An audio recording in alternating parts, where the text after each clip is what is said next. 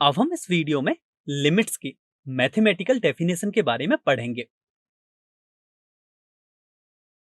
इसे हम एक एग्जाम्पल से समझते हैं कि माना हमें एक फंक्शन गिवन है जो कि है x square minus 9 upon x minus 3 और हमें इस फंक्शन की एक्स इज इक्वल टू 3 पर लिमिट फाइंड करनी है। तो हम कैसे करेंगे? तो चलिए अब हम इसका सॉल्यूशन देखते हैं। सिंस हमें एक्स इज इक्वल टू 3 पर लिमिट फाइंड करनी है तो हम इसे कुछ ऐसे लिख सकते हैं।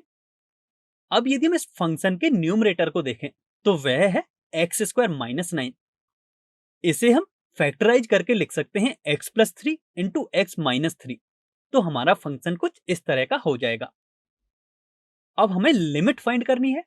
दैट मीन्स हमें लेफ्ट हैंड लिमिट और राइट हैंड लिमिट निकालनी होगी। तो सबसे पहले हम लेफ्ट हैंड लिमिट कैलकुलेट करते हैं। सो लेफ्ट हैंड लिमिट को कुछ इस तरह से रिप्रेजेंट करते हैं। तो अब हम ये समझने वाले हैं कि लिमिट की मैथमेटिकल डेफिनेशन क्या होती है।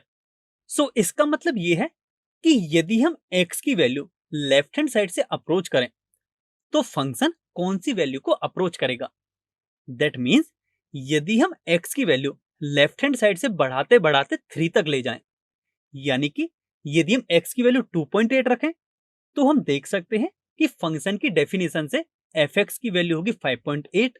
यदि हम x की वैल्यू 2.9 रखें तो फंक्शन हो जाएगा 5.9। इसी तरह यदि हम x की वैल्यू 2.99 रखें तो फंक्शन की वैल्यू हो जाएगी 5.99। अब यदि हम x की वैल्यू 2.999 रखें तो फंक्शन की वैल्यू हो जाएगी 5.999।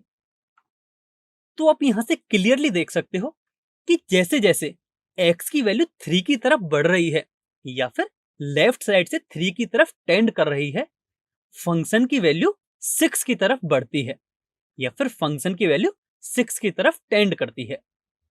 इसलिए हम ये कहेंगे कि लेफ्ट हैंड लिमिट की वैल्यू हमें 6 के इक्वल मिलेगी। अब इसी तरह हम राइट हैंड लिमिट के मैथमेटिकल डेफिनेशन को समझेंगे। सो राइट हैंड लिमिट को हम कुछ इस तरह से रिप्रेजेंट करते हैं।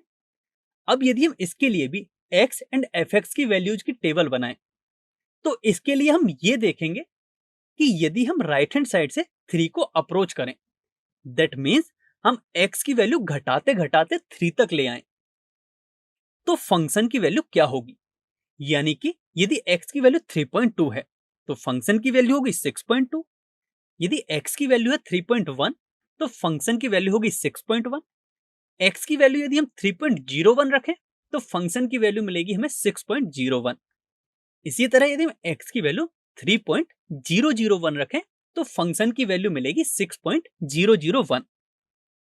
तो यहां से आप देख सकते हो कि जैसे जैसे x की वैल्यू राइट हैंड साइड से 3 की तरफ टेंड करती है तो फंक्शन की वैल्यू 6 की तरफ टेंड कर रही है।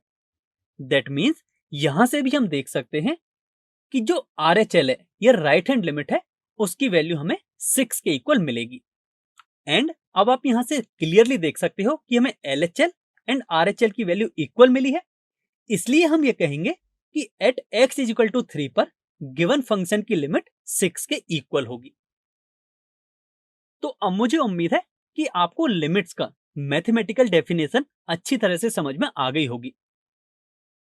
सेम एग्जांपल को हम ग्राफ से भी समझ सकते हैं।